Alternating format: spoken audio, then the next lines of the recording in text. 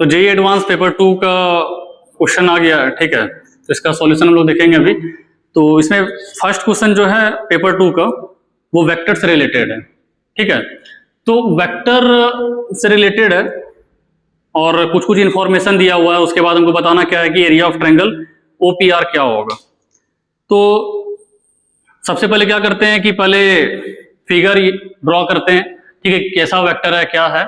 उसके बाद फिर उसको एनालाइज करके देखेंगे कि वहां तक कैसे पहुंचा जा सकता है। तो दो वेक्टर दिया हुआ है, लेट ए और B be the two vector and P Q R with the points with the position vector A B और a प्लस बी, ठीक है। तो उसका कुछ ऐसे फिगर बनेगा। इधर हो गया ए वेक्टर, ठीक है, इधर हो गया ए वेक्टर, ये हो गया बी वेक्टर, ये हो जाएगा ए प्लस बी वेक्टर, क्लियर। तो ये दिया हुआ ए प्लस बी वेक्टर, जिसमें से ये पॉइंट कौन सा दिया हुआ, ये पॉइंट दिया हुआ है P, ये पॉइंट दिया हुआ है Q और ये पॉइंट दिया हुआ है R, ठीक है, with respect to origin. Origin यही दिया हुआ है जी, ठीक है। तो mod of A plus B कितना दिया हुआ है, mod of A plus B दिया हुआ है, इसका mod of A plus B हो जाएगा इसका लेंथ 21, और mod of A minus B दिया हुआ है। तो ए वेक्टर ये है, माइनस बी वेक्टर कुछ इधर आएगा इसके ठीक अपोजिट, ठीक है, ये हो जाएगा माइनस बी वेक्टर। तो ए माइनस बी वेक्टर यही होगा कुछ, ठीक है, यही हो जाएगा ए माइनस बी वेक्टर। और इसका मॉड कितना दिया हुआ है 3, ठीक है। और इंफॉर्मेशन क्या दिया हुआ है कि ए एंड ए वेक्टर और ए माइनस बी वेक्टर, ठीक है, ये दोनों आपस में परपेंडिकुलर है। दैट इज ए वेक्टर और ए माइनस बी वेक्टर ये आपस में परपेंडिकुलर है, ठीक है। तो OPR का एरिया निकालना है। Then find area of triangle OPR, ठीक है। तो ये सब क्वेश्चन में क्या करें, सबसे पहले फिगर ड्रॉ कर लिए और इंफॉर्मेशन को यूज करके ट्राई करेंगे कि हमको OPR का एरिया निकालना है। तो OPR का एरिया क्या है, बेसिकली OPR का एरिया क्या हो जाएगा, OPR ट्रायंगल कौन सा है, OPR कौन सा ट्रायंगल है, R दिया हुआ है a प्लस बी, ठीक है। तो OPR ये ट्रायंगल है जी, चेक करो, यही ट्रायंगल का एरिया निकालना है। तो ये ट्रायंगल का एरिया क्या हो जाएगा, ये ट्रायंगल का एरिया हो जाएगा that is area of triangle OPR क्या हो जाएगा, ये हो जाएगा half OP cross OR, clear. यही होता है दो ट्रायंगल का क्रॉस प्रोडक्ट, दोनों साइड का क्रॉस प्रोडक्ट। तो ये हो जाएगा हाफ OP क्रॉस OR का मॉड, ठीक है।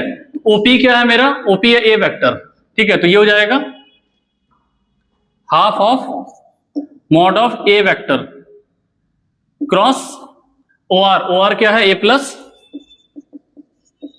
बी वेक्टर का मॉड, ये हो जाएगा half A cross A plus A cross B, clear. अब ये ए क्रॉस ए 0 हो जाएगा जी, ए क्रॉस ए 0, एंगल दोनों के बीच में 0 है ना, तो साइन थीटा क्या हो जाएगा, साइन 0। तो ये ए क्रॉस ए 0 हो गया, ठीक है। तो नेट ये क्या बचा, नेट ये बचा हाफ मॉड ए क्रॉस बी निकालना हमको, ठीक है। तो सबसे पहले हम क्या किए क्वेश्चन को सिंप्लीफाई कर लिए, ठीक है। क्वेश्चन को सिंप्लीफाई कर लेंगे, अगर आपको टारगेट पता है तो आप टारगेट को अचीव फिर इजिली कर सकते हैं। तो अब ए क्रॉस बी हमको निकालना है। अब ए क्रॉस बी निकालने के लिए क्या क्या इंफॉर्मेशन दिया है, तो पहला इंफॉर्मेशन ये दिया हुआ है, तो इसका यूज करते हैं, ठीक है। तो ये इंफॉर्मेशन का कैसे यूज होगा, गिवन क्या कि ए क्रॉस ए और ए माइनस बी वेक्टर आपस में परपेंडिकुलर है। इसका मतलब क्या है कि ए वेक्टर और ए माइनस बी वेक्टर का अगर हम डॉट प्रोडक्ट लेते हैं तो वो डॉट प्रोडक्ट क्या हो जाएगा, 0, क्योंकि दोनों के बीच का एंगल क्या होगा, cos 90 0। तो A dot A minus B क्या हो जाएगा, 0, क्लियर।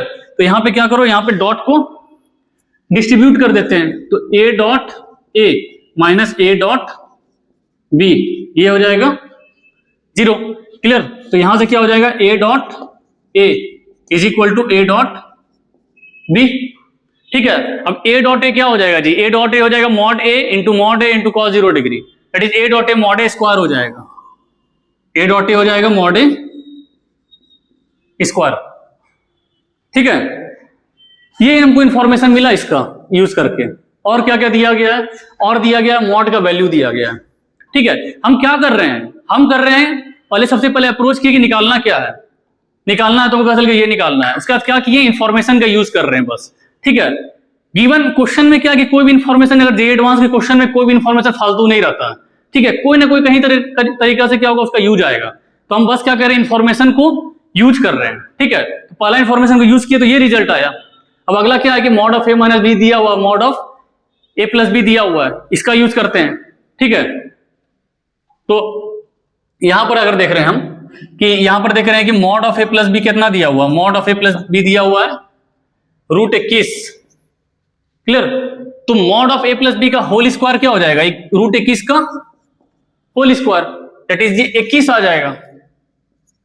क्लियर, तो और ये हो जाएगा, ये होता है क्या, ये हो जाएगा mod a square plus mod b square plus 2a dot B, ये हो जाएगा 21। ठीक है, अगला क्या दिया हुआ, मॉड ऑफ ए माइनस, ये भी गिवन है जी। ठीक है, ये भी गिवन है। तो अगला क्या हो जाएगा, 2 of mod of A minus B हो जाएगा 3। तो mod of A minus B 3 है ना, तो mod of A minus B square क्या हो जाएगा, 3 का स्क्वायर। क्लियर, तो ये हो जाएगा 9। तो यहां से क्या आ जाएगा, यहां से आ जाएगा mod of A square plus mod of B square minus 2a dot B, ये क्या हो जाएगा, 9 हो जाएगा। ठीक है, दो इक्वेशन निकल गया, दो इक्वेशन निकल गया। अब यहां पर हम देख रहे हैं कि दोनों को अगर हम सबट्रैक्ट, दोनों को ऐड कर देते हैं। ठीक है, ऐड कर देते हैं तो क्या हो जाएगा, 2 of mod of A square plus mod of B square, ये क्या हो जाएगा, 21 और 9 कितना होता है, 21 और 9 हो जाएगा 30। ठीक है, तो यहां से आया एक वैल्यू और दोनों को सबट्रैक्ट करेंगे तो क्या होगा, ए माइनस बी कट जाएगा। ठीक है, तो यहां से आ गया 4a dot B, that is हमको कर रहे हैं यहाँ पे क्या 1 + 2 कर रहे हैं। ठीक है, और 1 - 2 कर रहे हैं तो क्या आ जा रहा है, ये आ जा रहा है 2a dot b minus 2a dot b, minus बीच में आ रहा है तो हो जाएगा ये 4a डॉट बी। तो 4a डॉट बी क्या हो गया, ये हो गया 21 - 9 12। क्लियर, तो 21 - 9 हो जाएगा 12। तो यहां से a डॉट बी कितना आ रहा है, a डॉट बी आ रहा है 3, a डॉट बी आ रहा है 3। ठीक है, अब a डॉट बी 3 आ रहा है, इसका मतलब क्या है कि मॉड ऑफ ए स्क्वायर कितना आ रहा है, मॉड ऑफ ए स्क्वायर आ रहा है 3। इसका मतलब मॉड ऑफ ए कितना आ रहा है, मॉड ऑफ ए आ रहा है √3। क्लियर, अब मॉड ऑफ ए √3 आ रहा है।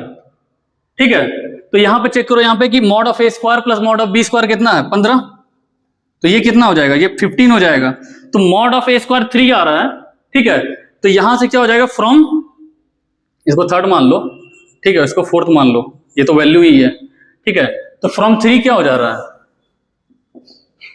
फ्रॉम 3 आ रहा है mod of A square plus mod of B square, ये कितना आ रहा है, ये आ रहा है 15। इसमें से मॉड ऑफ ए स्क्वायर कितना दिया हुआ 3, तो ये वैल्यू दिया हुआ है 3। ठीक है, तो यहां पे जाएगा तो ये मॉड ऑफ बी स्क्वायर कितना हो गया, 15 - 3 दैट इज हो जाएगा 12, ये हो जाएगा 12। तो मॉड ऑफ बी कितना आ गया, मॉड ऑफ बी आ गया, मॉड ऑफ बी कितना आ गया, मॉड ऑफ बी आ गया √12। क्लियर, तो 4 × 3 दैट इज 2√3, तो ये मॉड ऑफ बी कितना आ गया 2√3।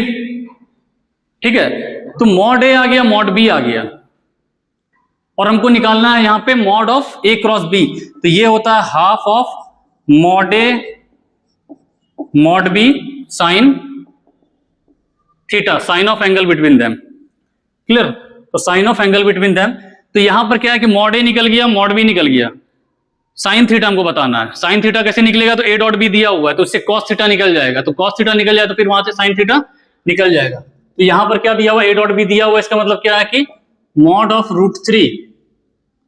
ठीक है, mod of √3 mod of A. ठीक है, मॉड ऑफ ए हो जाएगा mod A mod B cos theta is equal to 3 दिया हुआ है। ठीक है, तो मॉड ए कितना है, मॉड ए हो जाएगा √3 मॉड बी हो जाएगा 2√3 into cos theta is equal to 3 दिया हुआ है, ठीक है। तो यहां से कॉस थीटा की वैल्यू क्या आ जाएगी, कॉस थीटा की वैल्यू आ जाएगी यहां पे √3 2√3, तो यहां पे हो जाएगा 6, ठीक है। √3 हो गया, 2 इंटू 3 6, ठीक है। तो ये हो जाएगा, यहां पे हो जाएगा ये 6, तो ये कॉस थीटा क्या हो गया, कॉस थीटा हो गया हाफ। अब कॉस थीटा हाफ है, ठीक है, तो इसके बीच का एक्यूट एंगल क्या होगा, यही थीटा एंगल है ना, ए और बी के बीच का एंगल थीटा है, ठीक है, वही निकालना था।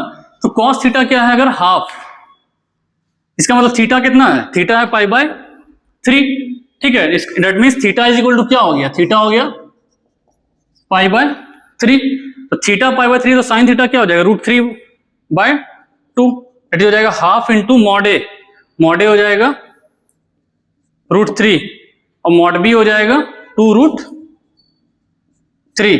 अब साइन थीटा क्या हो जाएगा √3/2, क्लियर। तो ये हो जाएगा हाफ, ठीक है, 2 कट गया। अब √3 3, ठीक है, √3 3, तो ये हो जाएगा 3√3, ठीक है। तो ओवरऑल क्या हो गया 3√3/2, ठीक है। तो 3√3/2 हो जाएगा, दैट इज ऑप्शन हो जाएगा सी, ठीक है। तो आंसर हो जाएगा सी, 3√3/2, ठीक है। तो इस क्वेश्चन में हम लोग क्या किए, बेसिकली इस क्वेश्चन में हम लोग कुछ नहीं किया, हम लोग क्या किए कि क्वेश्चन जो दिया हुआ था क्या निकालना है उसको सिंप्लीफाई करके देखें कि क्या टर्म, सिंप्लीफाइड टर्म जो जिसमें टूट रहा है, ठीक है, वो निकाल लें।